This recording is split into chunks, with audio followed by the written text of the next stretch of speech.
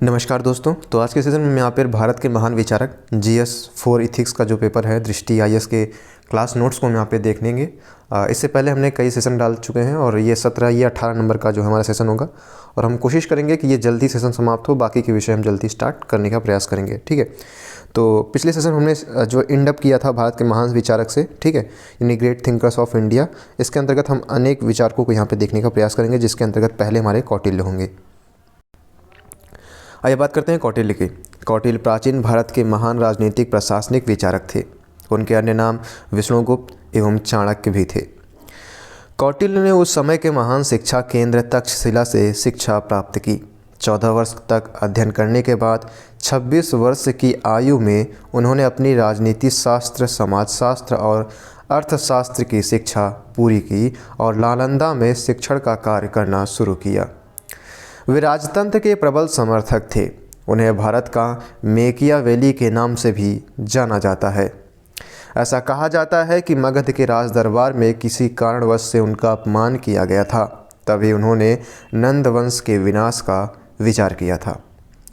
उन्होंने चंद्रगुप्त मौर्य को राजगद्दी पर बैठाकर अपनी इच्छा पूरी कर ली तथा नंद वंश का विनाश कर मौर्य वंश की स्थापना की। वहीं बात करें कौटिल्य भारतीय इतिहास के सर्वाधिक प्रखर कूटनीतिज्ञ माने जाते हैं। उन्होंने अर्थशास्त्र नामक पुस्तक में अपने राजनीतिक प्रशासनिक सिद्धांतों का प्रतिपादन किया है। बात करें कौटिल्य राज्य के विषय में दैवी सिद्धांत को अस्वीकार करते हैं। उसकी जगह वे सामाजिक समझौते के पक्षधर थे। उनका मत था कि जब लोग मत्स्य न्याय से तंग आ गए तब उन्होंने मनु को अपना राजा चुना। कृषि उपज का 6ठा भाग राजस्व रूप में लेकर राजा ने उनकी सुरक्षा तथा कल्याण की जिम्मेदारी ली। इस प्रकार सामाजिक समझौते के तहत राज्य की उत्पत्ति हुई और राजा प्रजा से राजस्व की वसूली करता है। इसके बदले वह लोगों के कल्याण हेतु कार्य करता है। वहीं सप्तांग सिद्धांत के अनुसार राज्य के 7 अनिवार्य तत्व हैं। पहला स्वामी अर्थात राजा, दूसरा अमात्य अर्थात मंत्री, तीसरा जनपद अर्थात भूमि और प्रजा, चौथा दुर्ग अर्थात किला, पांचवा कोष या दंड या सेना और मित्र। कौटिल्य लौकिक मामलों में राजा को सर्वाधिक शक्तिशाली बताते हैं। राजा के पास न्याय व दंड की भी शक्ति होती है, लेकिन राजा निरंकुश नहीं होना चाहिए। वह स्वयं नीति व धर्म से बंधा होता है। राजा व राज्य का कर्तव्य केवल प्रजा की सुरक्षा करना है, अपितु जन कल्याण व व्यक्ति का सर्वोच्च विकास करना भी उसका दायित्व है। राजा बाह्य आक्रमण व आंतरिक आपदा जैसे बाढ़, आग, सूखा से राज्य व प्रजा की सुरक्षा सुनिश्चित करता है। सामाजिक न्याय की स्थापना, सभी का कल्याण व विकास करना राजा का दायित्व है। वहीं विवाह विच्छेद हो जाने की स्थिति में वह स्त्री पुरुष के समान अधिकारों पर जोर देता है। उनके ग्रंथ अर्थशास्त्र में स्त्री व ब्राह्मण की हत्या को गंभीर अपराध माना गया है। वहीं आधारभूत सुविधाएं, सड़क, बांध, सिंचाई सुविधा, नहर आदि की व्यवस्था करना, पशुपालन, कृषि, उद्योगों आदि का विकास करना राजा का दायित्व है। निर्धनों, अनाथों, अपंगों की सहायता, स्त्री सम्मान की सुरक्षा, पुनर्विवाह की व्यवस्था आदि राज्य के दायित्व थे। वहीं कौटिल्य का कहना था कि प्रजा की प्रसन्नता में ही राजा की प्रसन्नता है। प्रजा के लिए जो कुछ भी लाभकारी है उसमें उसका अपना ही लाभ है। वहीं कौटिल्य का राज्य सर्वव्यापक राज्य है और कौटिल्य के राज्य का उद्देश्य जन कल्याण का कार्य करना है तथा अच्छे प्रशासन की स्थापना करना है। राजा का कर्तव्य है कि वह स्वधर्म का पालन करे और वर्णाश्रम धर्म के अनुसार कार्य करना राजा का कर्तव्य है। वहीं बात करें कौटिल्य के जीवन से मिलने वाली शिक्षाओं की, तो महान विद्वान कौटिल्य के अनुसार जब आप किसी काम की शुरुआत करें तो असफलता से न डरें और उस काम को न छोड़ें। जो लोग ईमानदारी से काम करते हैं वह सबसे अधिक प्रसन्न रहते हैं। वे अपने लक्ष्य के प्रति सकारात्मकता के साथ गंभीर प्रयास करने के लिए प्रेरित करते हैं। वे मूल्य आधारित राजनीति, राष्ट्रभक्ति तथा लोगों की भलाई के लिए कार्य करने की शिक्षा देते हैं। वहीं कौटिल्य का राज्य सर्वव्यापक राज्य है और जन कल्याण तथा अच्छे प्रशासन की स्थापना उसका लक्ष्य है। वे राज्य में धर्म एवं नैतिकता को सबसे प्रमुख साधन मानते हैं। उनका कहना है कि प्रजा की प्रसन्नता में ही राजा की प्रसन्नता है। प्रजा के लिए जो कुछ भी लाभकारी है उसमें उसका अपना ही लाभ है। वहीं कौटिल्य ने प्रशासन में भ्रष्टाचार करने वाले व्यक्तियों के लिए दंड की व्यवस्था का विचार दिया है। वे कहते हैं, सरकारी धन संबंधी दायित्व में लगाए गए व्यक्तियों से पैसा अर्थात दंड स्वरूप वसूला जाना चाहिए और उसकी पदावनति की जानी चाहिए ताकि वे फिर धन का भक्षण न कर सके और भक्षण किया हो तो उसको उगल दे। वर्तमान समय में जब भ्रष्टाचार एक ज्वलंत मुद्दा है, कौटिल्य के विचार अत्यधिक प्रासंगिक है।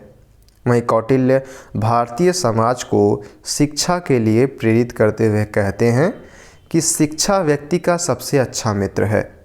एक शिक्षित व्यक्ति हर जगह सम्मान पाता है और शिक्षा सुंदरता भी पराजित कर सकती है। वहीं रविन्द्रनाथ टैगोर ने कहा कि रविन्द्रनाथ टैगोर का जन्म 7 मई 1861 को कलकत्ता देवेंद्र नाथ टैगोर और शारदा देवी के पुत्र के रूप में एक संपन्न बांग्ला परिवार में हुआ था। बहुमुखी प्रतिभा के धनी श्री टैगोर सहज ही कला के कई स्वरूपों की ओर आकृष्ट हुए, जैसे साहित्य, कविता, नृत्य और संगीत। वहीं बात करें तो रविंद्रनाथ टैगोर की स्कूल की पढ़ाई प्रतिष्ठित सेंट जेवियर स्कूल में हुई। टैगोर ने बैरिस्टर बनने की चाहत में 1878 में इंग्लैंड के ब्रिजटोन पब्लिक स्कूल में नाम दर्ज कराया। उन्होंने लंदन कॉलेज विश्वविद्यालय में कानून का अध्ययन किया, लेकिन 1880 में बिना डिग्री हासिल किए ही वापस आ गए। वे गुरुदेव के नाम से लोकप्रिय थे। भारत आकर गुरुदेव ने फिर से लिखने का काम शुरू किया।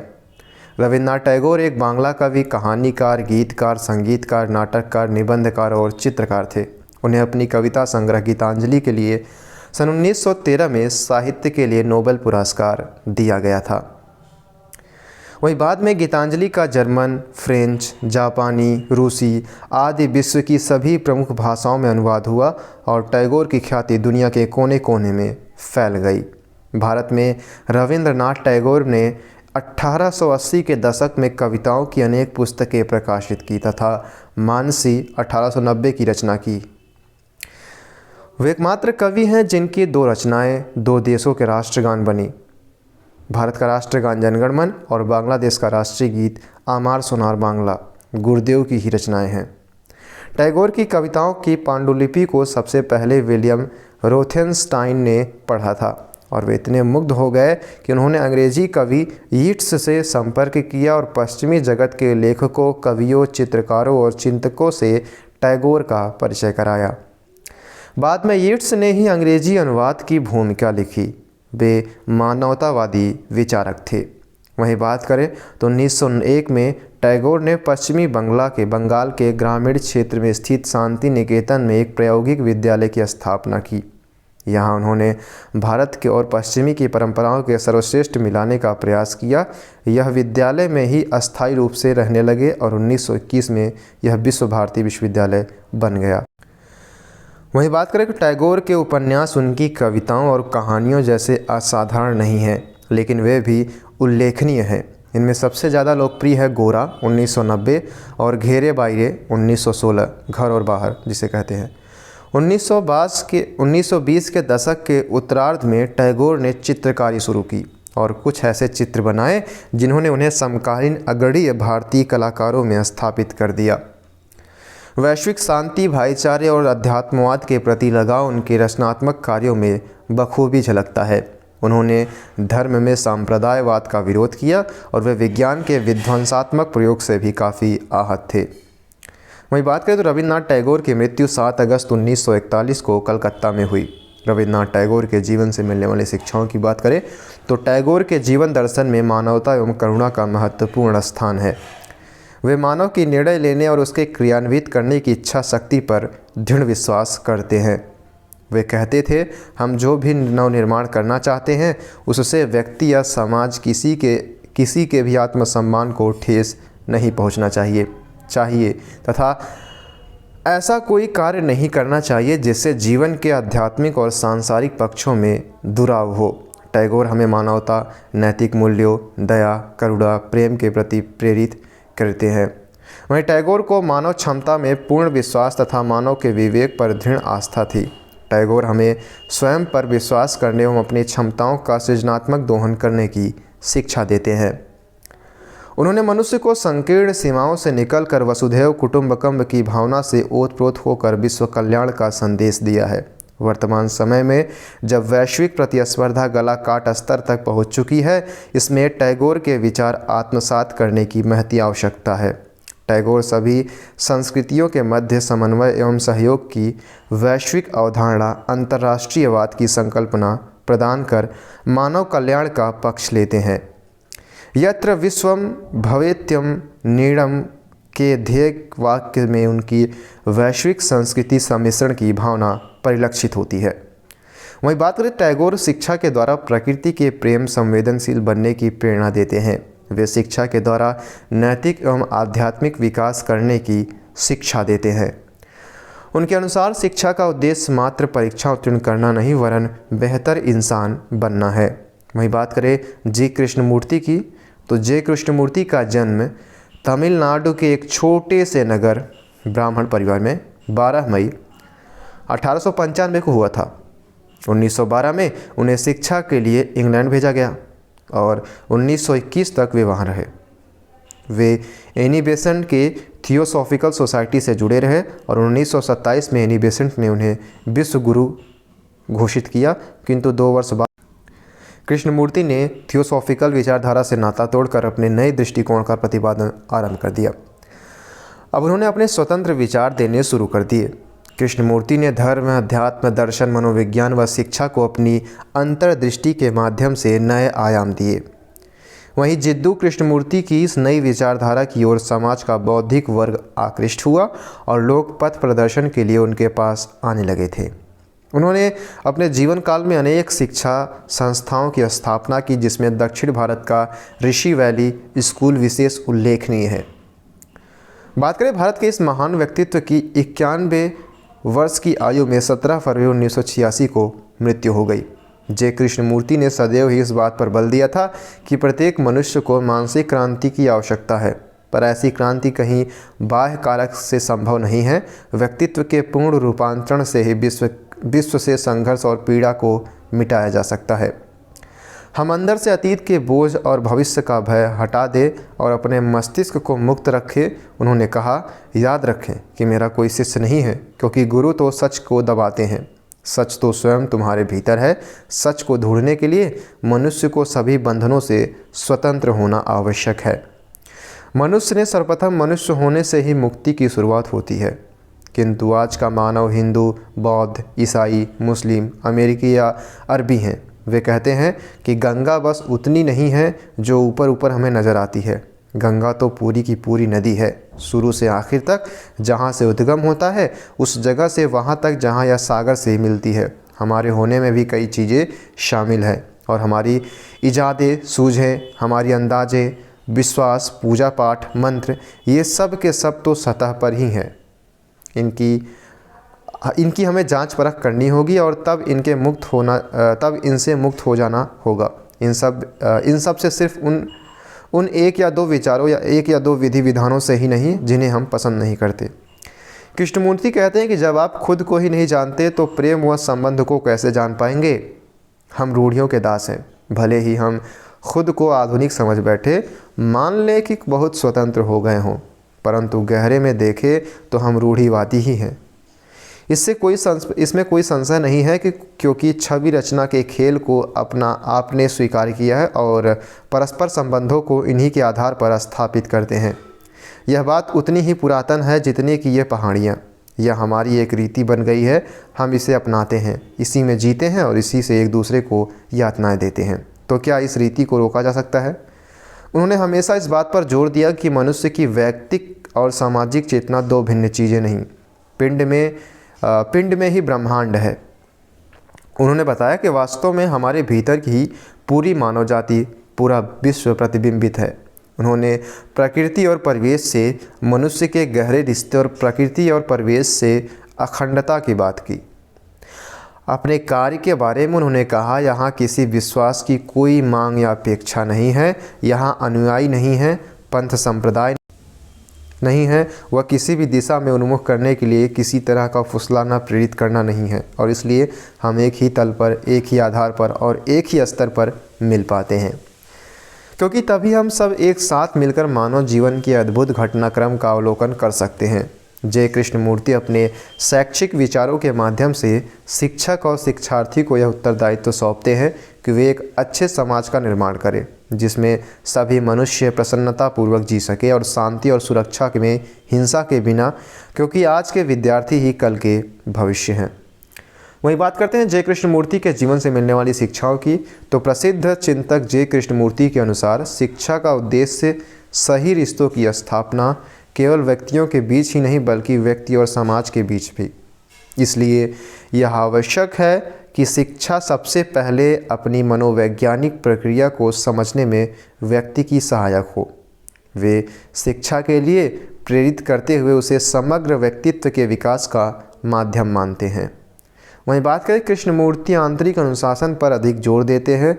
उनका कहना है कि बाहरी अनुशासन मन को मूर्ख बना देता है, यह नकल करने की प्रवृत्ति लाता है और इस रूप में वे व्यक्तियों में मौलिकता को ही उनकी विशेषता मानते हैं।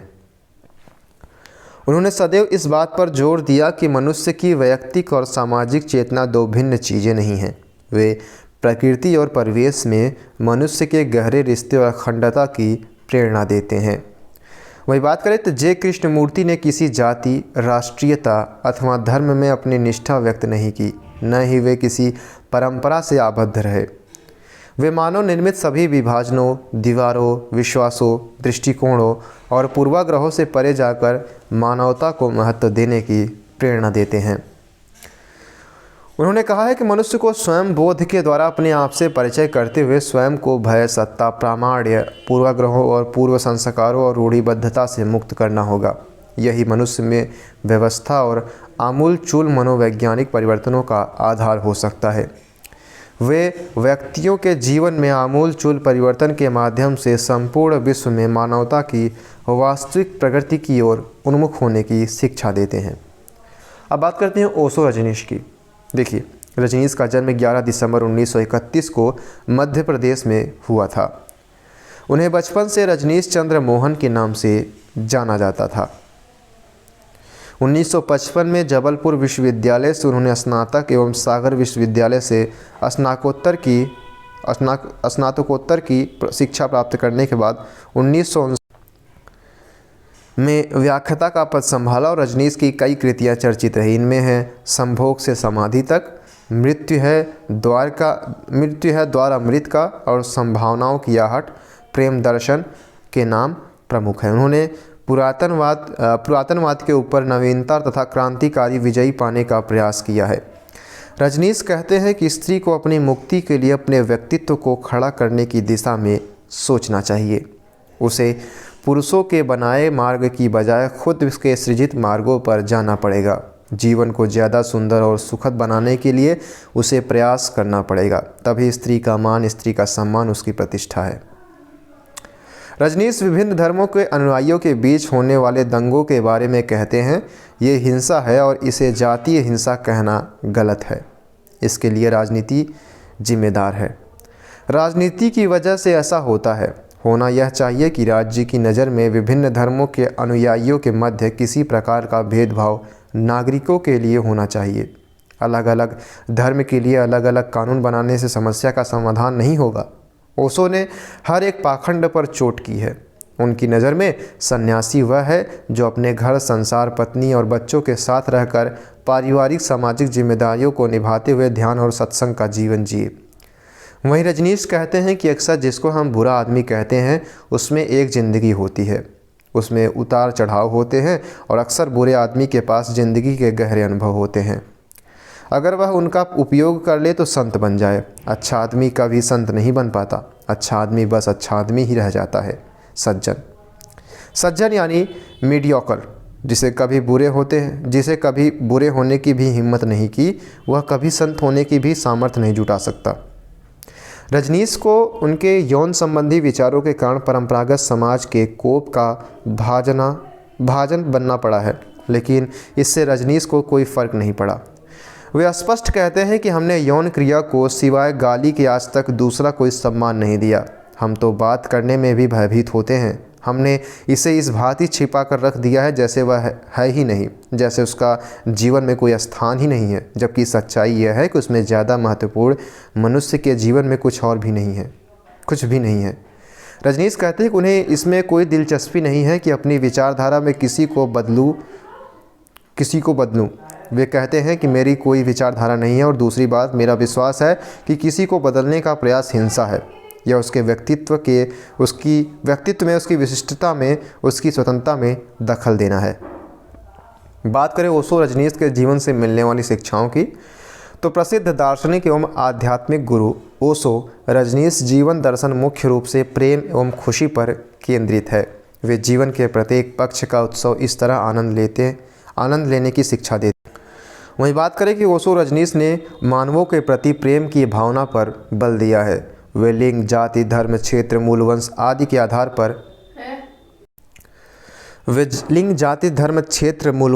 के आधार पर विभेद करने की बजाय समानता और समता पर बल देते हैं। उनका मानना है कि अंतर्राष्ट्रीय संबंधों में वसुधैव कुटुंबकम की अवधारणा का अनुकरण किया जाना चाहिए। वे कहते हैं, सरहदों की कोई ज़रूरत नहीं है, इसके स्थान पर विश्व शासन स्थापित होना चाहिए। सभी देशों को चाहिए कि वे अपनी फौजें, अपने हथियार विश्व शासन को समर्पित कर दें। निश्चित ही अगर एक ही शासन हो तो न फौजों की ज़रूरत होगी न हथियारों की। ओशो के ये विचार वैश्विक मानव की संकल्पना प्रस्तुत करते हैं। वहीं ओशो तार्किक विचारों को महत्व देते हैं। उनका मानना है कि व्यक्ति को तार्किक आधार पर ही कोई विचार स्वीकार करना चाहिए, अन्यथा नहीं। ओशो नास्तिक थे। उन्होंने धर्म के पाखंड एवं आडंबरों का विरोध किया। वे मानवता को ही धर्म दर्शन में सर्वोपरि रखते हैं। बात करते हैं अमर्त्य सेन की। प्रोफेसर अमर्त्य सेन का जन्म 3 नवंबर 1933 को कोलकाता शहर के शांति निकेतन नामक स्थान में हुआ था। कोलकाता के शांति निकेतन और प्रेसिडेंसी कॉलेज से शिक्षा पूर्ण करके उन्होंने कैम्ब्रिज के ट्रिनिटी कॉलेज से शिक्षा प्राप्त की। अमर्त्य सेन हार्वर्ड विश्वविद्यालय में प्राध्यापक हैं। वे जादवपुर विश्वविद्यालय, दिल्ली स्कूल ऑफ इकोनॉमिक्स और ऑक्सफोर्ड विश्वविद्यालय में भी शिक्षक रहे हैं। सेन ने MIT, स्टैनफोर्ड, बर्कली और कॉर्नेल विश्वविद्यालय में अतिथि अध्यापक के रूप में भी शिक्षण कार्य किया है। द्वितीय पंचवर्षीय योजना में सेन ने महत्वपूर्ण योगदान किया। प्रोफेसर KN राज के साथ मिलकर ऑक्सफोर्ड इकोनॉमिक्स पेपर्स फरवरी 1961 में alternative pattern of growth under condition of stagnate expert earnings नामक एक शोध निबंध प्रकाशित किया, जिसमें उन्होंने महालनोबिस के द्विविभागीय मॉडल की कमजोरियों को दूर करने के लिए 4 विभागों वाला वैकल्पिक मॉडल पेश किया, जिसे राज-सेन मॉडल के नाम से जाना गया। वर्ष 1960 में उन्होंने भारतीय आर्थिक इतिहास के अध्ययन की ओर अपना रुख किया। सेन ने अपने लेखों में समृद्धि की आवश्यकता पर जोर देने के साथ बेरोजगारी के उन्मूलन को प्राथमिकता देने की बात की। वहीं बेरोजगारी उन्मूलन के लिए केवल नए ज्ञान और प्रौद्योगिकी की ही ज़रूरत नहीं है, बल्कि भारत जैसे देश में उत्पादन से जुड़े वर्तमान ज्ञान और प्रौद्योगिकी को समुचित संस्थानिक प्रोत्साहन एवं उत्पादन के कारणों तथा उत्पादों सहित कीमतों के जरिए बढ़ावा दिया जाना चाहिए। सेन ने अकाल, उसके बदलते चरित्र और उसके कारणों पर विस्तार से प्रकाश डाला है। ब्रिटिश शासन की स्थापना के बाद अकाल का अर्थ खाद्यान्नों का निरपेक्ष नहीं बल्कि सापेक्ष अभाव हो गया। बाजार में खाद्यान्न रहते थे, परंतु कीमतें इतनी चढ़ जाती थी कि उनको खरीद पाना अधिकतर लोगों के लिए असंभव हो जाता था। अतः क्रय शक्ति पर्याप्त न होने पर लोग भूखमरी के शिकार होने लगे और इस प्रकार अकाल दरिद्रता का ही एक पहलू बन गया।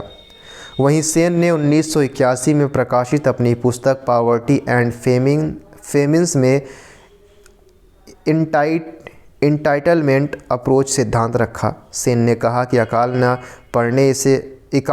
न पड़े इसके लिए आवश्यक है कि हकदारी की विफलता का सामना किसी को नहीं करना पड़े।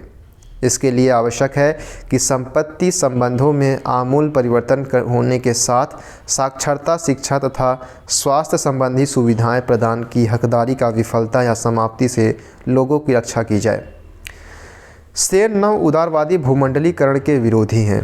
वे ट्रिकल डाउन को ठुकराते हैं। वे भारत के संदर्भ में भूमि सुधार पर जोर देते हैं। अमर्त्य सेन मोटे तौर पर भूमंडलीकरण, उदारीकरण, निजीकरण के आर्थिक सुधारों से सहमत हैं, पर साथ ही वह यह भी चाहते हैं कि पूंजीवादी सरकारें सामाजिक क्षेत्र या सामाजिक सुरक्षा या कल्याणकारी योजनाओं में भी पैसा खर्च करें। सेन मनरेगा, खाद्य सुरक्षा बिल जैसी योजनाओं को चलाने के पक्ष में है। वे चाहते हैं कि सरकार गरीबी उन्मूलन, शिक्षा, स्वास्थ्य आदि की सामाजिक मदों में अपने खर्चों को बढ़ाए, जिससे लोगों का जीवन स्तर और क्रय क्षमता सुधरे, वरना इसके बिना तेज आर्थिक विकास दर हासिल नहीं हो पाएगी।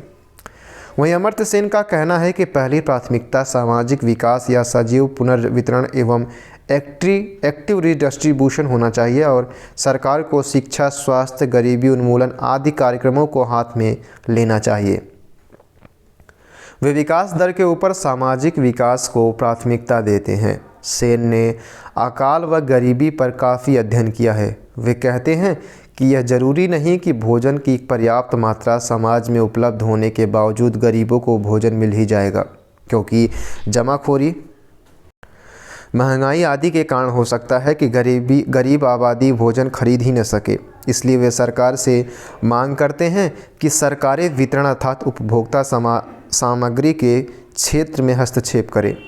सेन के अनुसार पूंजीवाद में सारी समस्याएं वितरण के क्षेत्र में है, न कि उत्पादन के क्षेत्र में। इसलिए वे वितरण तंत्र को ठीक करने पर जोर देते हैं, जिसका नतीजा उनके एक्टिव रिडिस्ट्रीब्यूशन के रूप में सामने आता है। सेन पूंजीवाद को सही मानते हुए उसके सुधरे हुए स्वरूप के समर्थक है और सेन एक खराब वितरण तंत्र वाली प्रणाली से असहमत है। वहीं भारत में होने वाली आर्थिक सुधारों से मोटे तौर पर अमर्त्य सेन स्वयं सहमत है। वे चाहते हैं कि निजी पूंजी के आगे कुछ रोक लगे। वहीं भूमंडलीकरण, उदारीकरण, निजीकरण के इन आर्थिक सुधारों को अमर्त्य सेन धीरे धीरे व सामाजिक सुरक्षा के साथ लागू करने के पक्षधर हैं। अमर्त्य सेन के जीवन से मिलने वाली शिक्षाओं की बात करें तो महान अर्थशास्त्री एवं दार्शनिक अमर्त्य सेन महिला सशक्तिकरण, उनके अधिकारों और समाज में उनकी भागीदारी में वृद्धि पर काफ़ी जोर देते हैं। उनका कहना है कि नारी जाति को बल प्रदान करने पर हम उस भविष्य को हासिल कर सकते हैं जिसे हम चाहते हैं। अमर्त्य सेन ने शिक्षा को बहुत अधिक महत्ता दी है। उनका मानना है कि विश्व में गरीबी का मूल कारण शिक्षा का पिछड़ापन है। धन किसी प्रकार कमाया जाए, इसका ज्ञान भी हमें शिक्षा से ही होता है। किस प्रकार कमाया जाए? शिक्षा से अज्ञान रूपी अंधकार मिट सकता है। एक शिक्षित व्यक्ति अंधविश्वास के चक्कर में पड़कर धर्म के नाम पर कभी गुमराह नहीं होता। शुद्ध आचरण और शुद्ध व्यवहार करने वाला व्यक्ति खुद को अज्ञानता के खतरे से बचाता है और अपने आर्थिक स्तर को ऊंचा उठाने के लिए तरह तरह के रास्ते तलाशता है। इस आधार पर सरकार को शिक्षा अनिवार्य कर देनी चाहिए ताकि शिक्षित समाज बने और देश का विकास हो। इस प्रकार वे शिक्षा के माध्यम से सशक्त बनने की प्रेरणा देते हैं। वे हर तरह से सामाजिक समानता की स्थापना पर बल देते हैं। उनका मानना है कि यदि हम सभी को सामर्थ्यवान बनाना है तो हमें सामाजिक असमानताओं को कम करना होगा तथा मानवीय क्षमताओं के संपूर्ण विकास पर जोर देना होगा। वहीं अमर्त्य सेन मानवता एवं मानव अधिकारों की प्रमुखता देते हुए कहते हैं कि मानव अधिकार की धारणा हमारी साझी मानवता पर बनती है। इन अधिकारों को किसी भी देश की नागरिकता या किसी भी राष्ट्र की सदस्यता से प्राप्त नहीं किया जा सकता है, लेकिन ये प्रत्येक व्यक्ति के लिए आवश्यक हैं। वहीं अमर्त्य सेन का पूरा जीवन नागरिकों की आर्थिक स्वतंत्रता एवं मानव कल्याण हेतु अपने ज्ञान के माध्यम से प्रयास करने पर केंद्रित है। उनका मनुष्य की आर्थिक स्वतंत्रता के लिए कार्य करने का दृढ़ संकल्प हम सभी के लिए प्रेरणादायक। इस प्रकार से हमारा 7वां टॉपिक समाप्त होता है। 8वां टॉपिक के अंतर्गत विश्व के महान विचारक अर्थात great thinkers of the world को हम यहाँ पे देखने का प्रयास करेंगे। Great thinkers of the world के अंतर्गत हम कार्ल मार्क्स को देखेंगे। 5 मई 1818 को कार्ल मार्क्स का जन्म प्रशिया के राइन प्रांत में ट्रियर नगर में हुआ था। उनके पिता एक प्रसिद्ध वकील थे और ट्रियर के एक स्थानीय स्कूल जिम्नेजियम में मार्क्स ने अपनी प्रारंभिक शिक्षा ग्रहण की। उनके पिता ने उन्हें कानून की शिक्षा प्राप्त करने के लिए बोन विश्वविद्यालय में प्रवेश दिलवाया। बाद में उन्होंने बर्लिन विश्वविद्यालय से दर्शन एवं इतिहास का अध्ययन किया, जहां उन्होंने हीगल के विचारों से प्रेरित होकर यंग हिगलेनियन नामक संस्था की सदस्यता ग्रहण की। उसके बाद जेना विश्वविद्यालय से उन्होंने डॉक्टरेट की उपाधि प्राप्त की। मार्क्स ने जेनी नामक सहपाठिनी से विवाह कर लिया। उन्होंने ब्रुसेल्स से होली फैमिली नामक पुस्तक प्रकाशित करवाई, जिसमें सर्वहारा वर्ग और भौतिक दर्शन की सैद्धांतिक विचारधारा के तत्वों पर सर्वाधिक प्रकाश डाला गया था। उन्होंने अपनी साम्यवादी घोषणा पत्र में पूंजीवाद को नष्ट करने का संकल्प किया। मार्क्स ने इस घोषणा पत्र में यह सिद्धांत दिया कि विश्व में अशांति व असंतोष का कारण गरीबों और अमीरों के मध्य का वर्ग संघर्ष ही है, इसलिए उत्तराधिकारी की प्रथा का भी अंत होना आवश्यक है। उनका कहना था कि आर्थिक समानता एवं सामाजिक समानता हेतु शांतिपूर्वक क्रांति की जानी चाहिए। यदि इसके जरिए कोई बदलाव नहीं होता तो शीघ्र बदलाव के लिए सशस्त्र रक्त रंजित क्रांति की जानी चाहिए। वर्ग विहीन समाज की स्थापना उनका उद्देश्य था। वहीं कार्ल मार्क्स का प्रथम विश्वविद्यालय ग्रंथ दास कैपिटल वर्ष 1867 में प्रकाशित हुआ, जिसके द्वारा संपूर्ण विश्व में उनकी विद्वता की धाक जम गई। मार्क्स ने अपनी संपूर्ण जीवन में अनेक पुस्तकें लिखी थी, जिसमें द पॉवर्टी ऑफ फिलॉसफी आदि प्रसिद्ध हैं। दिसंबर 1881 में उनकी पत्नी जेनी के मृत्यु के बाद वे टूट से गए और वह बीमार हो गए तथा मार्च 1883 में उनकी मृत्यु हो गई। वैज्ञानिक समाजवाद के जन्मदाता, संस्थापक, मेहनती मजदूरों, किसानों और पीड़ितों के मसीहा कहे जाने वाले कार्ल मार्क्स नाम इस संसार में अमर रहेगा। उन्होंने वर्ग संघर्ष, पूंजीवादी, ऐतिहासिक भौतिकवाद, द्वंद्वात्मक भौतिकवाद, सामाजिक परिवर्तन पर अपने महत्वपूर्ण सिद्धांत दिए। बात करते हैं कार्ल मार्क्स के जीवन से मिलने वाली शिक्षाओं की। कार्ल मार्क्स महिला के अधिकार को महत्वपूर्ण मानते हुए कहते हैं, कोई भी जो इतिहास की कुछ जानकारी रखता है वह यह जानता है कि महान सामाजिक बदलाव बिना महिलाओं के उत्थान के असंभव है। सामाजिक प्रगति महिलाओं के सामाजिक स्थिति, जिसमें बुरी दिखने वाली महिलाएं भी शामिल हैं, को देखकर मापी जा सकती है। महिलाओं के प्रति उनके विचार आज भी प्रासंगिक है। वे विश्व को संघर्ष करने की प्रेरणा देते हैं। दुनिया के सारे मजदूर एक हो जाओ, तुम्हारे पास खोने को कुछ भी नहीं और सिवाय अपनी जंजीरों के। मार्क्स समता मूलक समाज की संकल्पना रखते हैं, एक ऐसा समाज जिसमें स्त्री पुरुष, अमीर गरीब, काले गोरे जैसे विभेद रहित समानता स्थापित हो। वे समाजवादी लक्ष्यों को प्राप्त करने के लिए लोकतंत्र को महत्व देते हैं। भारतीय लोकतंत्र में भी इस सामाजिक मूल्यों का निर्वहन किया जा रहा है। वे कहते हैं, लोकतंत्र समाजवाद का रास्ता है। वे धर्म के ऊपर मानवता को रखते हैं। उन्होंने धर्म को अफीम की संज्ञा दी है। धर्म के नाम पर होने वाले झगड़ों के दौर में धर्म के स्थान पर मानवता को महत्व दिया जाना आवश्यक भी है और सर्वोपरि भी। अगले हमारे हैं ग्रेट थिंकर के अंतर्गत जॉन रॉल्स। जॉन रॉल्स एक प्रसिद्ध उदारवादी राजनीतिक दार्शनिक थे, जिन्होंने अपनी ए थ्योरी ऑफ जस्टिस में न्याय के विषय पर उदारवादी सिद्धांत को प्रस्तुत किया, जिसे उन्होंने निष्पक्षता के रूप में न्याय का नाम दिया। रॉल्स का विश्व को यह न्याय के विषय पर एक अविस्मरणीय योगदान है। इस सिद्धांत ने राजनीति सिद्धांत व दर्शन के क्षेत्र में अधिक बदलाव किए, जिससे अलग अलग मुद्दों पर जैसे स्वतंत्रता, समानता, न्याय व अधिकार पर समाज में नवीन बहस का उदय हुआ। साथ ही इस सिद्धांत ने राजनीतिक सिद्धांत के पतन को उत्थान में परिवर्तित करने का कार्य भी किया। 1950 के दशक में ही रॉल्स के विचार न्याय के विषय पर प्रकाशित होने लगे थे, जैसे 1958 में जस्टिस एज फेयरनेस, 1963 में कॉन्स्टिट्यूशन लिबर्टी आदि। इन विभिन्न लेखों के जरिए रॉल्स के विचार न्याय के विषय पर हमारे सामने आए। 1971 में प्रकाशित हुई थ्योरी ऑफ जस्टिस में इन्हीं लेखों के कुछ एक संशोधनों के साथ रॉल्स ने अपनाया। इस पुस्तक के प्रकाशित होने के बाद रॉल्स के अवधारणाओं को जानने की इच्छा विभिन्न लोगों में बढ़ती गई। उनके विचारों की निरंतर आलोचना होती गई और वह उनका निरंतर जवाब भी देते रहे। साथ ही कई नवीन मुद्दों पर भी वे अपने विचार प्रस्तुत करते रहे। इसके परिणाम स्वरूप 1971 से लेकर 2002 तक काफ़ी संख्या में उनकी पुस्तकें तथा लेख प्रकाशित हुई और कुछ में उन्होंने अपने विचारों में संशोधन व परिवर्तन भी किया। अभी बात करते हैं जॉन रॉल्स के जीवन से मिलने वाली शिक्षाओं की। रॉल्स ने अपना संपूर्ण जीवन न्याय सिद्धांत की स्थापना में लगा दिया। वे सामाजिक विषमता से मुक्त समानता आधारित समाज की संकल्पना देते हैं। वहीं भारतीय समाज के लिए सामाजिक समानता का विचार बहुत अधिक प्रासंगिक है। उनका कहना है, न्याय उसी प्रकार सामाजिक संस्थाओं का सर्वप्रथम सद्गुण है जिस प्रकार सत्य सभी विचार व्यवस्थाओं का गुण है।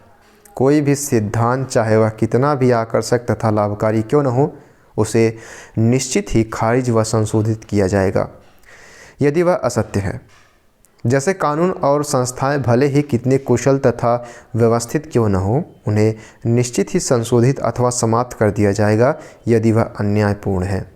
न्याय को महत्व देते हुए रॉल्स मानते हैं कि समाज में इसके अलावा भी और गुण हो सकते हैं जिसकी समाज में प्रधानता हो, परंतु न्याय उन सभी से ऊपर होता है और उसे सामाजिक संस्थाओं का मुख्य आधार होना चाहिए। वहीं जॉन रॉल्स मानवता को सर्वोपरि स्थान देते हैं। उनका कहना है कि निरंतर न्याय की भावना ही मानवता है। वे न्याय को मानव कल्याण के लिए महत्वपूर्ण मानते हैं। वे स्वतंत्रता को न्याय एवं मानवता के लिए आवश्यक मानते हैं। उनका कहना है, एक व्यक्ति को दूसरे व्यक्ति के लिए समान स्वतंत्रता के साथ सबसे व्यापक बुनियादी स्वतंत्रता का समान अधिकार होना चाहिए। वहीं जॉन रॉल्स लोकतांत्रिक मूल्य, स्वतंत्रता, समानता, न्याय के साथ शांतिपूर्ण सह अस्तित्व, सहयोग, समन्वय, सहिष्णुता, भ्रातृत्व, मानवता एवं लोकतांत्रिक मूल्यों की प्रेरणा देते हैं।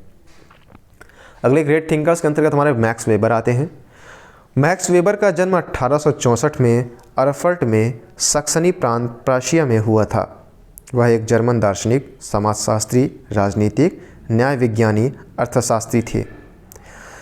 उनके विचारों ने आंतरिक रूप से सामाजिक सिद्धांत और सामाजिक अनुसंधान को प्रभावित किया।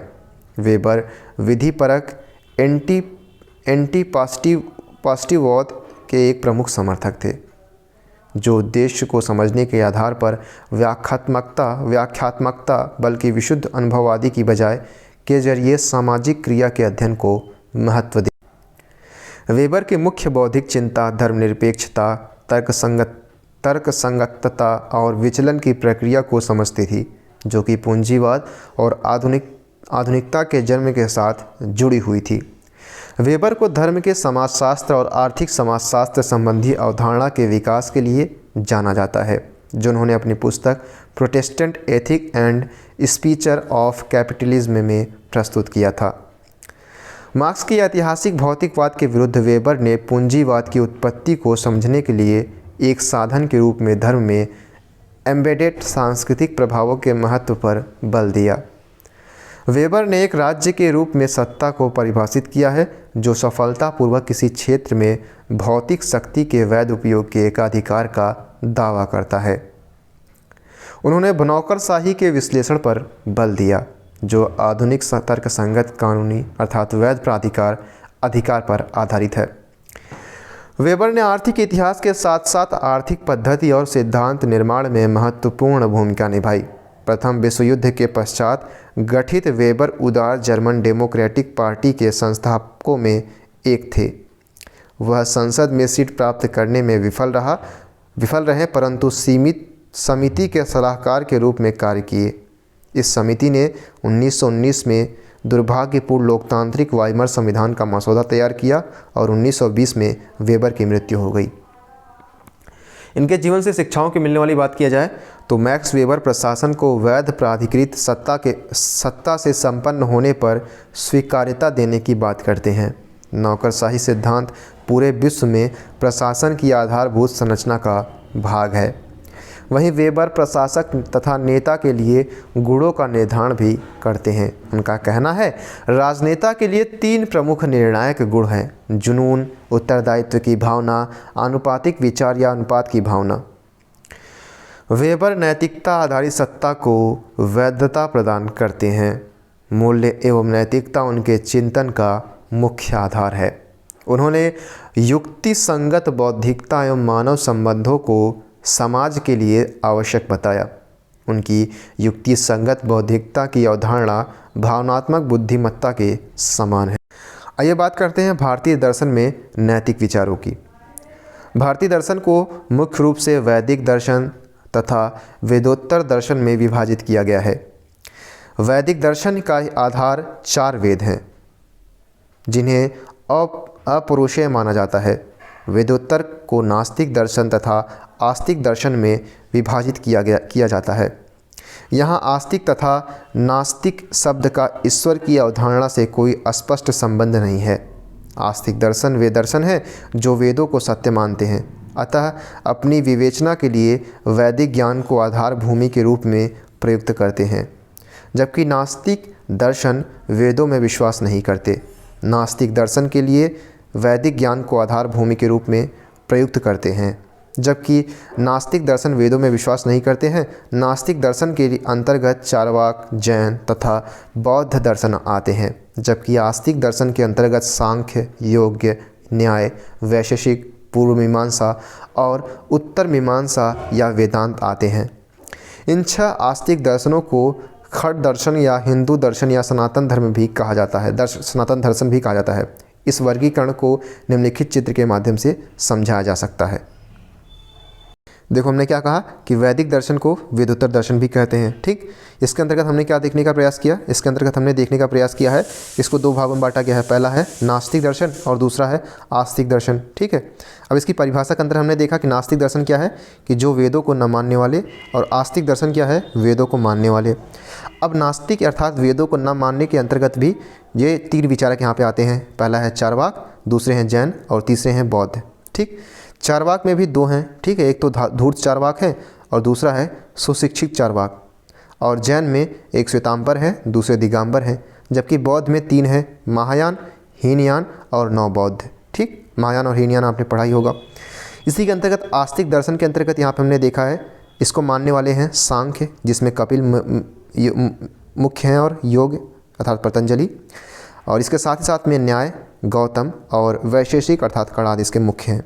ठीक है, इसी प्रकार से जो है इसमें जो हमने देखा है कि मीमांसा, जैमिनी और वेदांत ये इसके अंतर्गत आते हैं। ठीक है, और इसमें जो हम पढ़ेंगे उपनिषद दर्शन, गीता, अद्वैत वेदांत शंकराचार्य को पढ़ेंगे। ठीक है, जो इसके प्रवर्तक हैं, और वैष्णव वेदांत जिसके अंतर्गत हम रामानुज वल्लभ को पढ़ेंगे, निम्बार्क, और मध्वाचार्य चैतन्य महाप्रभु को पढ़ेंगे। ठीक, इसके साथ ही नव वेदांत के अंतर्गत हम जो है विचारकों के अंतर्गत हम यहाँ पे पढ़ेंगे टैगोर, अरविंद, गांधी, विवेकानंद और राधा कृष्णन इसके, ठीक है, इसके क्या है, हेड हैं। तो इसको एक बार थोड़ा सा अपने दिमाग में बैठा लीजिएगा, इसके बाद हम इसके आगे पढ़ते चलेंगे। भारत में नीति शास्त्र का विकास स्वतंत्र रूप से न होकर तत्व मीमांसा के साथ मोक्ष के साधन के रूप में हुआ है। इसलिए प्राचीन भारत में नीति मीमांसा पर कोई स्वतंत्र पुस्तक नहीं है, परंतु वेदों में नीति के कुछ तत्व स्पष्ट परिलक्षित होते हैं। बात करते हैं वेदों के नैतिक विचारों की। आइए देख लेते हैं। देखिए, वेदों में भारतीय दर्शन का सबसे आरंभिक स्वरूप है। वेद की नीति मीमांसा प्रवृत्ति मार्गी है, अर्थात इसमें भौतिक या ऐन्द्रिक सुखों पर बल दिया जाता है। वैदिक काल की नैतिकता बहिर्मुखी नैतिकता अर्थात एक्स्ट्रोवेरेटिव एथिक्स है। इसमें आंतरिक प्रेरणा से नहीं वरन बाह्य दबावों के कारण नैतिकता का पालन किया जाता है। वेदों के प्रमुख नैतिक विचार बात की जाए तो पहला है कर्म सिद्धांत। कर्म सिद्धांत नैतिकता के क्षेत्र में कारण कार्य का सिद्धांत है। इस सिद्धांत के अनुसार प्रत्येक व्यक्ति को उसके द्वारा किए गए कर्मों के अनुसार फल मिलता है, परंतु व्यवहारिक जीवन में कई बार ऐसा देखा जाता है कि नैतिक व्यक्ति कष्टकर जीवन जीता है व अनैतिक व्यक्ति सुखी जीवन जीता है। यानी जो अच्छा होता है उसको दुख वाला जीवन मिलता है, जबकि जो दुष्ट होते हैं व्यक्ति उनको जो है अच्छा जीवन व्यतीत मिलता है। इन मामलों की व्याख्या केवल कर्म सिद्धांत के आधार पर नहीं हो सकती, इसलिए पुनर्जन्म के सिद्धांत का विकास हुआ। इस सिद्धांत के अनुसार व्यक्ति का जन्म अनेक बार होता है और नए जन्म में उसे अपने पिछले कर्मों का फल भी भोगना पड़ता है। वहीं पुनर्जन्म के सिद्धांत की व्याख्या करने के लिए आत्मा की अमरता के सिद्धांत का विकास हुआ। दूसरा है इसके अंतर्गत पुरुषार्थ। धर्म, अर्थ, काम और मोक्ष 4 पुरुषार्थ है। धर्म, अर्थ, काम और मोक्ष। पुरुषार्थ मानव जीवन के लक्ष्य हैं। ये साध्य नहीं है, साधन है। वेदों में धर्म, अर्थ और काम पर अधिक बल दिया गया है, जबकि उपनिषदों में मोक्ष पर अधिक बल दिया गया है। अर्थ से अभिप्राय नैतिक तरीकों से अर्जित धन व अन्य सुख सुविधाओं से है। काम सीमित अर्थ में यौन सुख और व्यापक अर्थ में सभी सुखों को अभिव्यक्त करता है। काम तथा अर्थ में से अर्थ साधन है, जबकि काम साध्य है, अतः काम अर्थ से श्रेष्ठ है। बात करते हैं धर्म क्या है। धर्म का अर्थ धारण करने योग्य। वेद में धर्म को परिभाषित करते हुए कहा गया है कि ध्रियते यह सह धर्म है। महाभारत भी धर्म को इसी रूप में व्यक्त करता है, धरति धार्यति वा लोकम इति धर्मम। मनु ने धर्म को 2 भागों में बांटा है, साधारण धर्म और विशेष धर्म।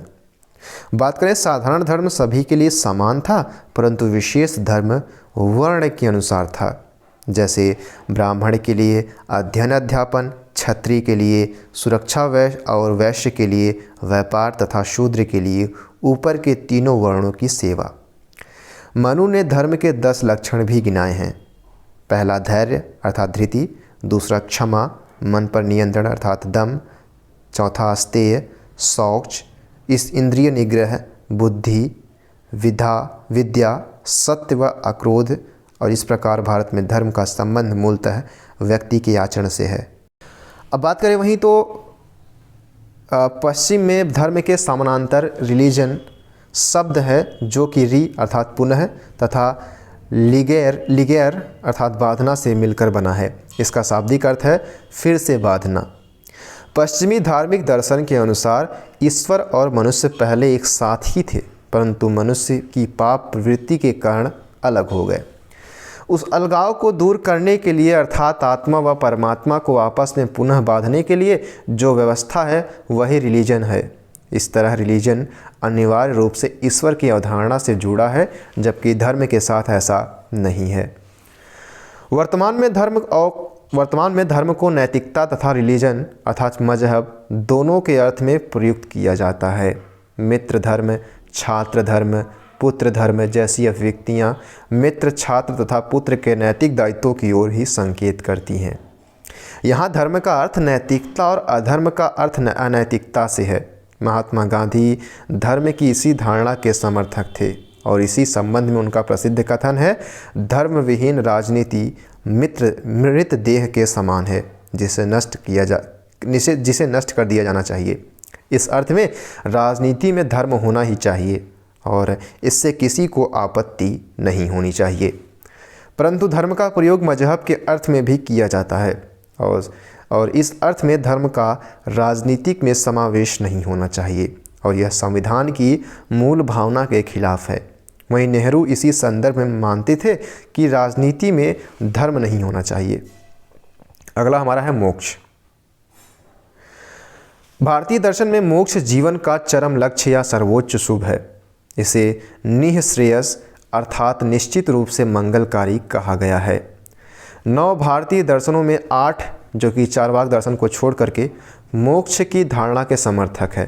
ठीक है, चारवाक दर्शन मोक्ष की धारणा को नहीं मानता। इससे मुक्ति, निर्वाण बौद्ध में कहा गया है, कैवल्य जैन में कहा गया है। सबका मतलब मोक्ष ही होता है। ठीक है, मुक्ति, निर्वाण क्या है? बौद्ध में कहा गया है मुक्ति या निर्वाण। कैवल्य जो है जैन में कहा गया है। अपवर्ग जो है न्याय या फिर वैशेषिक में भी कहा जाता है। मोक्ष का अर्थ है कर्म बंधन से मुक्ति या पुनर्जन्म के चक्र से मुक्ति। मोक्ष अस्थायी अवस्था है जिसमें आत्मा अपनी प्रकृति में अवस्था में होती है। मोक्ष के स्वरूप के विषय में भावात्मक तथा अभावात्मक धारणाएं प्रचलित हैं। भावात्मक धारणा के अनुसार मोक्ष आनंद की स्थिति है जो जगत में उपलब्ध किसी भी सुख से गुणात्मक रूप से भिन्न है। वहीं जैन दर्शन, महायानी बौद्ध तथा वेदांत इस धारणा का समर्थन करते हैं। अभावात्मक धारणा के अंतर्गत हीनयानी बौद्ध सांख्य तथा योग दर्शन मोक्ष को दुखों का अभाव मानते हैं, जबकि न्याय वैशेषिक तथा मीमांसा में से चेतना का अभाव माना गया है। बात करते हैं मोक्ष के साधन की। देखिए, अद्वैत वेदांत, न्याय, सांख्य, वैशेषिक तथा योग में ज्ञान को मोक्ष का साधन माना गया है। ज्ञान को मोक्ष का साधन माना गया है, जबकि वैष्णव वेदांत, भक्ति, मीमांसा में कर्म पर अधिक बल दिया गया है। गीता के अनुसार ज्ञान, भक्ति और कर्म तीनों मार्गों से मोक्ष मिल सकता है। जैन धर्म में भी त्रिरत्न सम्यक दर्शन, सम्यक ज्ञान और सम्यक आचरण के रूप में समन्वित मार्ग पर बल दिया गया है। वर्तमान समय में मोक्ष की प्रासंगिकता पर अगर बात करें तो पहला, वर्तमान में ऐसे अलौकिक आदर्शों पर समाज का विश्वास कम है। कुछ दार्शनिकों ने मोक्ष की पारंपरिक धारणा पर प्रश्न भी खड़े किए हैं। जैसे नारीवादियों ने प्रश्न उठाया है कि मोक्ष मार्ग केवल पुरुषों तक सीमित रहा है। इसे परम अर्थात चरम पुरुषार्थ कहने पर उसे आपत्ति है। मोक्ष के विभिन्न मार्ग परिवार और समाज से कटने की मांग करते हैं, जो महिलाओं के लिए संभव नहीं है। दिगंबर जैन ग्रंथों में स्पष्ट रूप से कहा गया है कि महिलाएं मोक्ष की अधिकारी नहीं हैं। वहीं मोक्ष की धारणा केवल उच्च वर्णों तक ही सीमित रही है।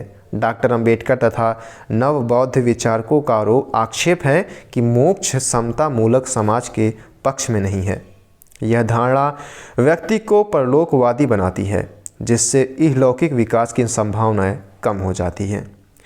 बात करें कि मोक्ष की नई अवधारणा क्या है, तो इहलौकिक होनी चाहिए। ठीक है, मतलब इसके अंदर ये कमी जो है, जो उसको दिखाया गया है कि जो क्या होना चाहिए रियलिटी मोक्ष का अर्थ, तो इहलौकिक होना चाहिए। ठीक है, जो नहीं पृथ्वी पर परलौकिक बात नहीं की जानी चाहिए। विज्ञान तकनीकी का विकास इस तरह हो कि मनुष्यों के अधिकांश रोगों का निदान संभव हो तथा विभिन्न कष्ट व संकट समाप्त हो सके, जैसे जल संकट, खाद्य संकट, पर्यावरण संकट आदि।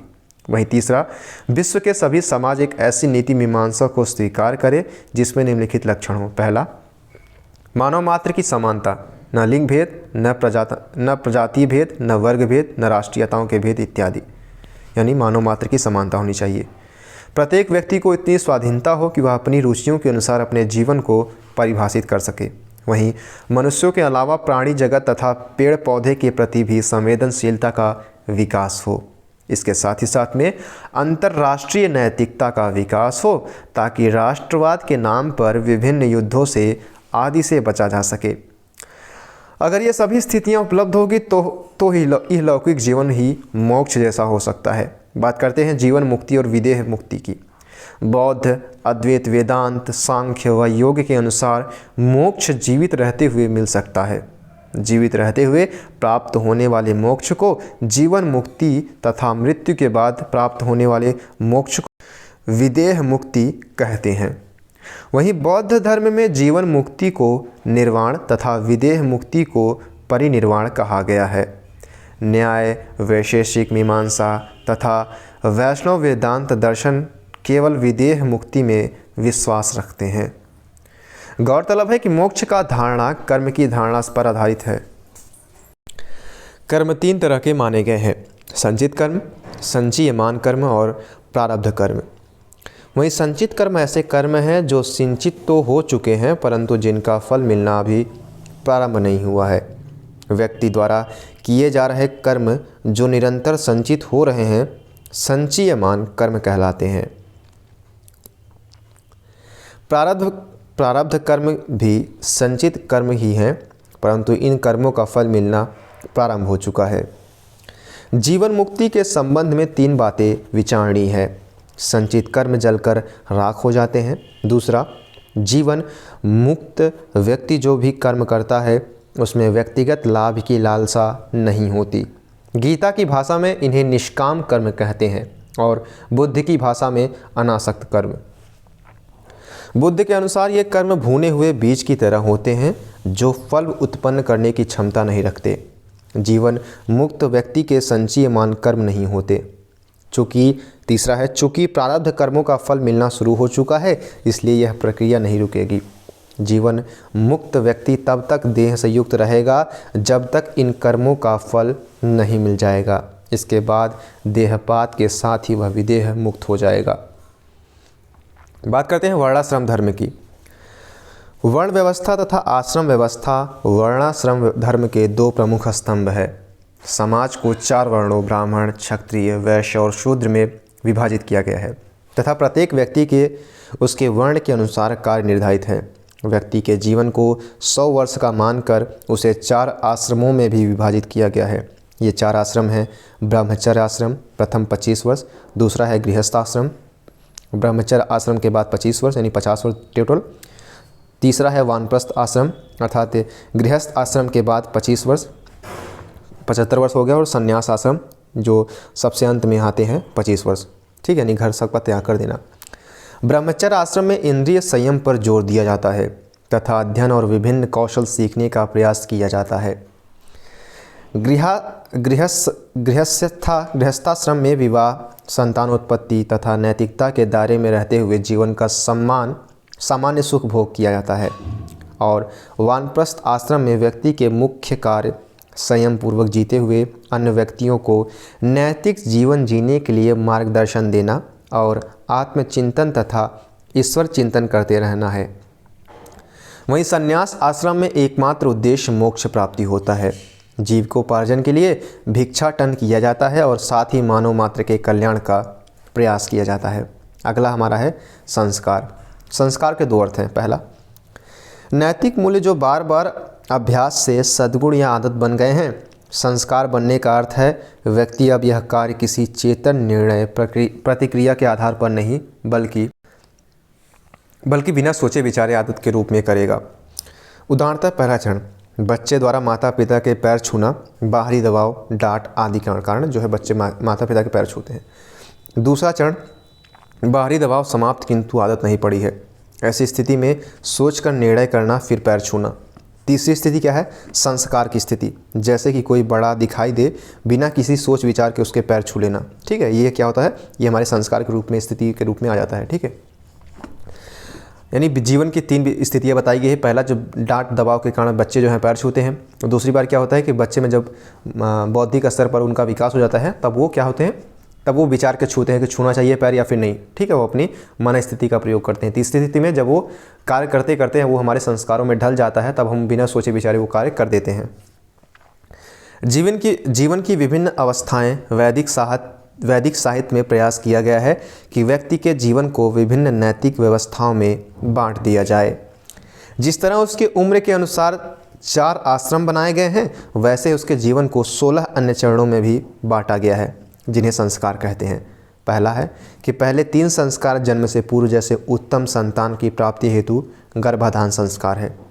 दूसरे के अंतर्गत हम देखेंगे कि चौथे से लेकर 8वें संस्कार में हम क्या करते हैं, जन्म के बाद व शिक्षा के पहले किए जाते हैं। जैसे 5वां संस्कार जो है नामकरण है और 8वां संस्कार मुंडन या चूड़ाकर्म है।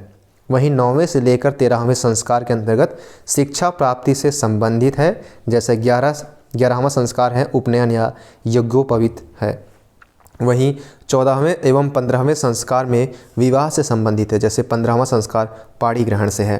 वहीं 16वां संस्कार अंत्येष्टि है, जो मृत्यु के बाद किया जाता है। ठीक है, 13 संस्कार व्यवस्था का मूल्यांकन अगर बात की जाए तो लाभ इसके क्या हैं? देखिए, जीवन में व्यवस्था बनी रहती है। दूसरा, विभिन्न उत्सवों के होने से व्यक्तिगत व सामाजिक जीवन में आनंद आता है। और तीसरा, ठीक है, नहीं, जब व्यवस्थाएं होंगी तो आप लोग आपस में जुड़ेंगे, जब आपस में जुड़ेंगे तो आनंद या फिर एक समाजीकरण का विकास होगा। ठीक है, 13 देखते नहीं आप, समाजीकरण की प्रक्रिया व्यवस्थित हो जाती है। ठीक है, अब हानि क्या होती है? कर्मकांड बढ़ते हैं, ये तो बात सही है भाई। दूसरा है पुरोहितों के लिए लाभकारी किंतु गरीबों के लिए कष्टकारी होता है। ठीक, आप गोदान अगर पढ़ेंगे तो आपको पता होगा। यह व्यवस्था इतनी मजबूत है कि नवाचार तथा लचीलेपन की संभावना कम हो जाती है और महिलाओं व अवर्णों के प्रति समानता का भाव नहीं है। यज्ञोपवीत का अधिकार न तो स्त्रियों को है और न ही अवर्णों को। अगला हमारा 5वां है ऋण।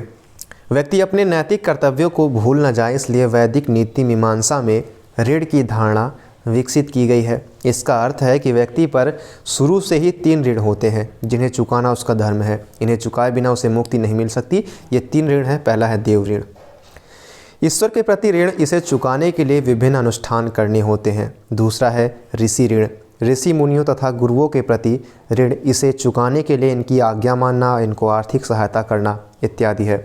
तीसरा है पितृऋण, इसे चुकाने के लिए अपने माता पिता व अन्य वरिष्ठ सदस्यों के प्रति जिम्मेदारी निभाना और बुढ़ापे तथा आवश्यकता में उनकी सेवा या सहायता करना इत्यादि। बात करते हैं इसके लाभ क्या होते हैं। व्यक्ति अपने कर्तव्य नहीं भूलता। दूसरा, समाज में वृद्धों की सेवा होती है और सुरक्षा आदि का दायित्व उनकी अगली पीढ़ी पर होती है और वे अर्थात अगली पीढ़ी ही उन दायित्वों का निर्वहन करती है।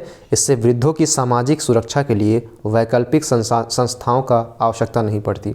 अब हानि क्या होती है। व्यक्ति पर दबाव पड़ता है जिसे झेलना कई बार असंभव हो जाता है। दूसरा, देव ऋण वर्तमान में प्रासंगिक नहीं है। तीसरा, ऋषि ऋण की धारणा भी व्यक्ति को अति आज्ञाकारी होना सिखाती है। वह विद्यार्थी को अध्यापन की तुलना में नीचे रखती है और प्रश्न आदि पूछने की मनाही और आज्ञा पालन पर अत्यधिक बल इसी की प्रमुख कमियां हैं। अगला हमारा है पुण्य या पाप। ऐसे कर्म या सद्गुण जो शुभ की प्राप्ति में सहायक होते हैं पुण्य कहलाते हैं, जैसे सत्य बोलना, माता पिता की सेवा करना आदि। वहीं पाप अशुभ में सहायक अनैतिक कर्म है, जैसे चोरी, झूठ, हत्या, देवी देवताओं का अपमान करना आदि। सातवां हमारा है रीत। रीत संपूर्ण विश्व में विद्यमान एक नैतिक व्यवस्था है जो पूर्णतः वस्तुनिष्ठ है। उसी के अनुरूप सभी नैतिक प्रश्नों का निर्धारण होता है। अभी अपन लोग बात करेंगे उपनिषद व गीता के नैतिक विचारों की। बात करते हैं उपनिषद दर्शन के नैतिक विचार। उपनिषदों में वैदिक काल के बहुदेववाद में एकेश्वरवाद की ओर स्थानांतरण दिखता है। उपनिषदों के काल में पारलौकिक रुचियां बढ़ने लगी और इससे निवृत्ति मार्गी नीति मीमांसा उत्पन्न हुई, जिसमें भोग पर नहीं बल्कि संयम पर और भौतिक सुखों की जगह आध्यात्मिक सुखों पर बल दिया गया था। इस युग की नैतिकता किसी बाह्य दबाव से नहीं बल्कि आंतरिक प्रेरणा से उत्पन्न हुई है, इसलिए यह अंतर्मुखी नैतिकता दर्शाती है। उपनिषदों में अंतर्मुखी नैतिकता के विकास का एक कारण यह भी था कि इस दौर में ब्रह्मा और मनुष्य के एकत्व को मान लिया गया। वहीं उपनिषदों में ब्रह्मा और मनुष्य के एकत्व को दर्शाने वाले कई वाक्य आते हैं, जैसे अहम ब्रह्मास्मि, तत्वत्वम असि आदि। इसका अर्थ है कि प्रत्येक व्यक्ति के भीतर ब्रह्मा की सत्ता विद्यमान है। इन धारणाओं ने व्यक्ति को भीतर से नैतिक होने के लिए प्रेरित किया। वहीं वैदिक दर्शन की अनेक धारणाओं में इस समय परिवर्तन आया। वैदिक युग में 4 पुरुषार्थों में से 3 पहले अर्थ, धर्म और काम अधिक महत्वपूर्ण थे, परंतु उपनिषद दर्शन में मोक्ष को सर्वाधिक महत्व प्रदान किया गया है। इसी प्रकार आश्रम व्यवस्था के अंतर्गत वैदिक युग में गृहस्थ आश्रम अधिक महत्वपूर्ण था, किंतु उपनिषद दर्शन संन्यास आश्रम को अधिक महत्वपूर्ण मानता है। वहीं बात करें कि वर्णाश्रम व्यवस्था पहले की अपेक्षा अधिक कठोर हो गई और कर्मफल, पुनर्जन्म तथा आत्मा की अमरता के सिद्धांत का सुव्यवस्थित रूप से सामने आया। वहीं गीता के नैतिक विचारों की बात करें, गीता हिंदू धर्म तथा वेदांत दर्शन का सबसे महत्वपूर्ण ग्रंथ है। यह प्रस्थानत्रयी अर्थात उपनिषद, ब्रह्मसूत्र गीता का अंग है। गीता कुरुक्षेत्र के युद्ध मैदान में श्री कृष्ण द्वारा दिया गया उपदेश है। यह महाभारत का अंग है। गीता में मोक्ष प्राप्ति को ज्ञान, भक्ति तथा कर्म तीनों मार्गों से संभव बताया गया है। यानी गीता के विभिन्न व्याख्याकारों ने इनमें हर मार्ग को अलग अलग महत्व दिया है।